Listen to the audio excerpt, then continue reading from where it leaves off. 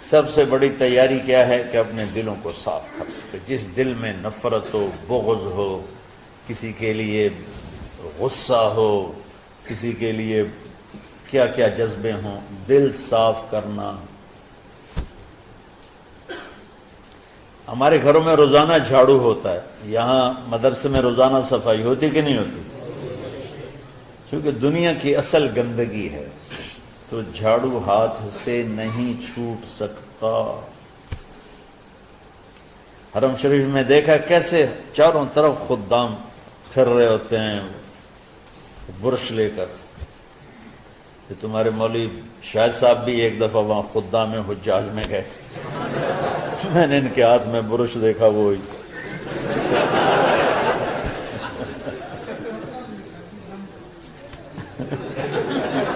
وہ حرم ہی ہے. کون سا سن تھا؟ 97. تو دل پہ غبار ایسے آتا ہے جیسے صحن میں غبار آتا ہے. دل پہ گندگی ایسے آتی ہے جیسے صحن میں آتی ہے. تو ہم نے نظام بنایا ہوا ہے، لوگ وہ کر رہے ہیں، وہ روزانہ جھاڑو دیتے ہیں. تمہارا دل ایک آنگن ہے، ایک صحن ہے، اس میں بغض، نفرت، حسد، پتہ نہیں کیا کیا گندگیاں آئیں گی اور آتی رہیں گی. بچوں ایک کام کرو، جھاڑو پکڑ لو، صاف کرو. یا اللہ معاملہ تجھ سے کرنا ہے، لوگوں سے نہیں. کسی نے برا کہا، کسی نے غیبت کی، کسی نے گالی دی، کسی نے دھکا دیا، کسی نے حق مارا، کسی نے کچھ کیا. یا اللہ تیرے سپرد میں نے اپنے دل کو سب سے صاف کیا، میں نے اپنے دل کو سب سے صاف کیا. یہ اتنی بڑی عبادت ہے کہ بڑے بڑے نفلوں والے، تہجد والے، حج عمرے روزے والے تمہیں نہیں پکڑ سکیں، کیونکہ اس کا کرنے والا دنیا میں کوئی نہیں. نفل پڑھنے والے تو بے شمار ہیں، عمرے کرنے والے بے شمار ہیں، علماء بے شمار ہیں، حاجی بے شمار ہیں، سخاوت کرنے والے بے شمار ہیں، لیکن اس ٹکڑے کو صاف کرنے والا لاکھوں میں ایک بھی نہیں. مشکل کام، آپ یہ سیکھ لیں. صاف کرو، صاف کرو، صاف کرو. یہ رمضان کی سب سے بڑی تیاری اور علم کو حاصل کرنے کی سب سے بڑی چابی ہے کہ اپنے دل کو کھلا کر لو. کوئی چیز خالی ہوگی تو کچھ آئے گا.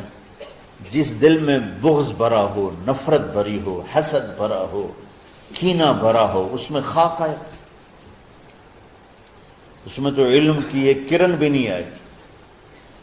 اس زبان سے چاہے جتنے مرضی موتی بکھیرے، دل اس کا اندھا ہوگا. لا تعمل ابصار ولكن تعمل قلوب التي في الصدور. یہ آنکھوں سے اندھے نہیں، دل سے اندھے ہیں. تو بچوں اپنے دل کو صاف کرنا سیکھو. وہ کتنی مشہور حدیث ہے، آپ نے کہا اس دروازے سے ایک جنتی آ رہا ہے. تو ایک انصاری صحابی داخل ہوئے، جوتا ہاتھ میں، داڑھی میں وضو کا پانی. اگلے دن اس دروازے سے ایک جنتی آ رہا ہے، تو ایک صحابی آئے، ہاتھ میں جوتا، داڑھی میں وضو کا پانی. وہی صحابی اگلے دن اس دروازے سے ایک جنتی آ رہا ہے، تو وہی صحابی 3 دن جنت کی بشارت لیے.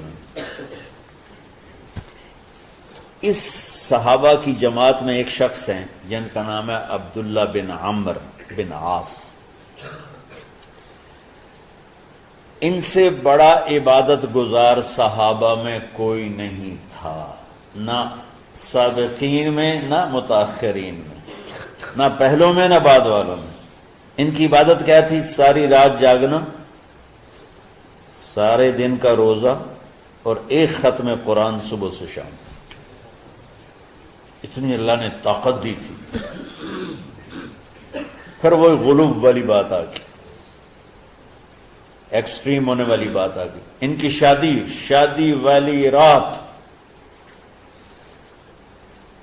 حجلہ عروسی میں داخل ہو رہے ہیں، دلہن کے کمرے میں داخل ہو رہے ہیں، اور مصلی بچھا کے اللہ اکبر، اور دیر نفل پہ نفل، دیر نفل پہ نفل. تو ان کی بیگم نے دیکھا تو وہ بھی خیر کا زمانہ تھا، انہوں نے بھی وضو کیا اور پیچھے مصلی بچھا کے وہ بھی فجر تک نفل پڑھتے رہے.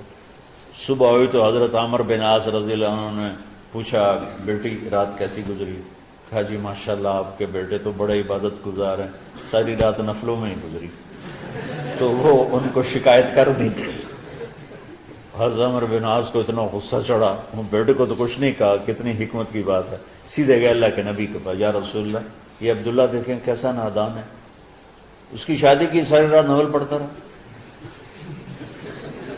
تو آپ کہتے ہیں ماشاءاللہ ماشاءاللہ کتنی بڑی بات ہے، نفلوں میں گزر گئی، رات بھی نفلوں میں گزر گئی۔ جیسے بعض وہ تبلیغ والے کہتے ہیں بچے کی ٹانگ ٹوٹ گئی پھر بھی گشت نہیں چھوڑا۔ کیسے احمقانہ باتیں کرتے ہیں۔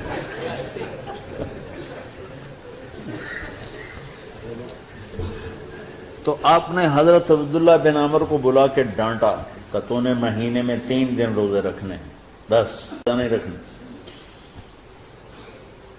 اور ہفتے میں 1 قرآن ختم کرنا ہے۔ کہا یا رسول اللہ میرے اندر طاقت زیادہ ہے۔ پھر اچھا 15 دن روزے رکھنے، یعنی میرے اندر طاقت زیادہ ہے۔ آپ اس کو تھوڑا تھوڑا کر کے گھٹاتے رہے، اور وہ ہر دفعہ نہیں یا رسول اللہ میرے اندر طاقت زیادہ ہے۔ تو آخر میں آپ نے کہا اچھا چلو 100 میں داؤدی پہ آ جاؤ، 1 دن روزہ رکھو، 1 دن افطار کرو، اور 3 دن سے پہلے قرآن ختم نہیں کرنا۔ تو آپ نے اس کو پیچھے کیا۔ یہ بیٹھے تھے اس محفل میں، ان کے دل میں آیا کیا یہ بزرگ مجھ سے زیادہ عبادت کرتے؟ رات میں ساری جاگتا ہوں، دن روزہ رکھتا ہوں، 1 ختم کرتا ہوں، تو جنت کی بشارت تو مجھے ملنی چاہیے تھی، ان کو کیسے مل رہی؟ یہ کسی کتاب میں نہیں لکھا کہ یہ ان کا جذبہ تھا، لیکن جو کہ میں ان کی سیرت کو جانتا ہوں تو مجھے خیال آتا ہے کہ ان کی نفسیات میں یہ بات آئی ہوگی، چونکہ صرف انہی کو خیال آیا کہ میں جا کے دیکھتا ہوں کہ یہ بزرگ کیا کرتے ہیں۔ تو ان کے پاس پہنچ گئے، چاچا ذرا، وہ ادھیڑ عمر تھے، چاچا وہ میرے ابا تھوڑے ناراض ہیں تو کچھ دن آپ کے پاس گزار لوں۔ کا بیٹا بسم اللہ آ جاؤ۔ اب رات ہوتے ہی عشاء کی نماز پڑھ کے انہوں نے جلدی سے چادر اوپر لی اور یوں سراغ کر کے ان چاچے کو دیکھنے لگے کہ اب یہ کیا ساری رات سجدہ کرے گا، اور ساری رات روتے روتے روتے روتے مصلی گیلا ہو جائے گا، یا ساری رات رکوع کرے گا، ساری رات قیام کرے گا، ساری رات قرآن پڑھے گا۔ اس تصور سے یوں دیکھ رہے، اور وہ بزرگ صحابی تشریف لائے، سرانے پہ سر رکھا، اللہم بسمک اموت و احیا، ہو گئے۔ اب یہ دیکھ رہے ہیں ابھی اٹھیں گے، ابھی اٹھیں گے، ابھی اٹھیں گے، فجر کی اذان پہ اٹھے۔ اب یہ تو حیران پریشان ہو گئے کہ یہ کیا؟ اس زمانے میں تو منافق تہجد نہیں چھوڑتے تھے ڈر کے مارے کہ پتہ نہ چل جائے ہمارے کفر کا۔ تو یہ چاچا جنت بھی لے گیا تو ستا بھی پیا کہ چلو کل دیکھوں گا۔ اگلی رات پھر چادر سر پہ کر کے اور یوں سوراخ کر کے لیٹے ہوئے اور دیکھ رہے۔ چاچا پھر تشریف لائے اور سرانے پہ سر رکھا، اللہم بسمک اموت و احیا، ہو گئے۔ فجر کی اذان پہ اٹھے، یہ اور پریشان ہو گئے کہ میرا نبی کا فرمان تو سچا ہے، اس میں تو شک بھی کفر ہے، لیکن عمل کیا ہے جس پر اس کو جنت کی بشارت ملی؟ 2 رکعت نفل بھی نہیں۔ اور آج کے دور میں تم میں سے ماشاءاللہ اکثر بچے تہجد پڑھتے ہیں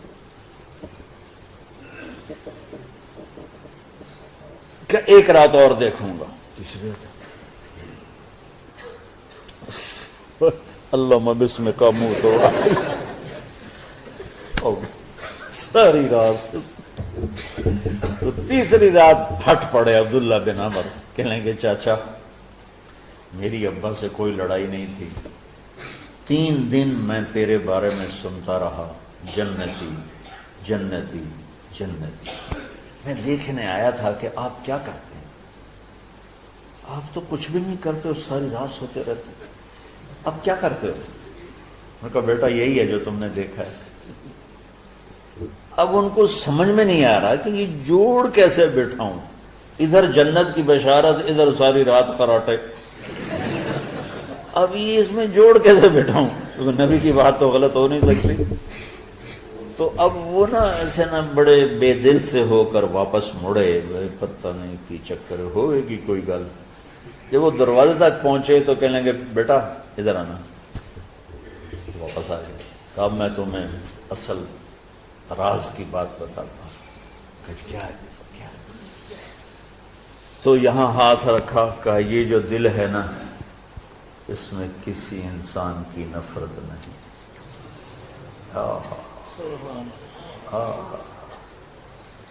اور جب اللہ کسی کو رزق دیتا ہے، عزت دیتا ہے، مجھے کبھی حسد نہیں ہوا، مجھے خوشی ہوتی۔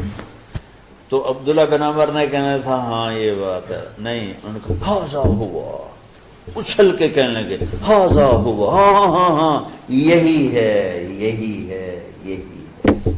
پھر کہنے کہ چاچا پر یہ میرے بس کا نہیں ہے، کون کرے گا یہ؟ اتنے بڑے آدمی ہو کر کہہ رہے ہیں کہ یہ میرے بس کا نہیں۔ تو بچوں، دنیا میں جنتی بننا ہے اور علم اللہ سے لینا ہے تو اسے صاف کر دو، سب کی نفرت سے۔ اس نے مجھے یہ کیوں کہا، اس نے مجھے یوں کیوں دیکھا، اس نے میرے بارے میں یوں کیوں کہا، اس نے میرے بارے میں یہ کیوں لکھا۔ جس کی تعریف ہوتی میری کتنی برائی ہوتی، صرف تعریف تو نہیں، بھرا پڑا سوشل میڈیا مجھے گالیاں دیں۔ اللہ کے فضل سے میرے دل میں ایک ذرے کے برابر کبھی کوئی منفی جذبہ نہیں آیا، آئے تو میں دھو کے صاف کر دیتا ہوں۔